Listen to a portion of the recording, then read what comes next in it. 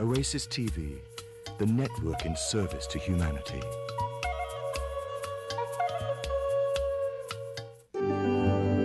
One of the things that we are perhaps learning from the new emphasis on spirituality rather than religion is that we experience God in joy, in sadness, but primarily in love.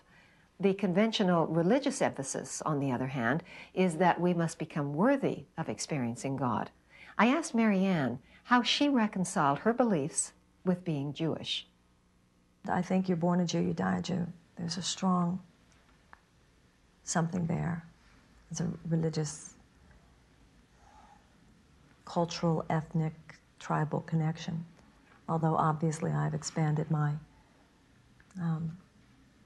theological view to include something which is not traditionally included in Judaism. And I'm interested in, comparative religion fascinates me more as I get older, not less. I don't lecture on A Course in Miracles because I think it's the only statement of truth. I don't lecture on A Course in Miracles because I think it's the best statement of truth. I lecture on A Course in Miracles because it's my path, so it's something I know a little something of. You know, Alan Watts knew more about Buddhism, you know. I wonder if you could talk about your personal life and the place you were in before you discovered the Course in Miracles.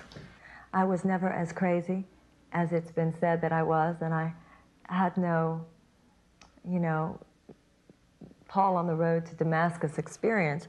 I was simply a child of my times. I grew up in the 60s and the 70s, and I was never a drug addict. I was never outrageous, but I was, you know, into the same sex, drugs, and rock and roll that everybody I knew and know was in at that time.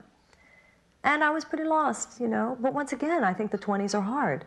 So even my lost years, I don't think were any more lost than many people that I knew. What was the predominant emotion in those years? Angst. About? Well, I dropped out of school. I didn't know what to do with my life. It was hard. I was very undisciplined.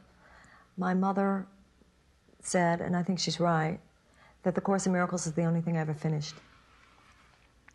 And I was a pretty wild kid. I couldn't quite find any place to fit in.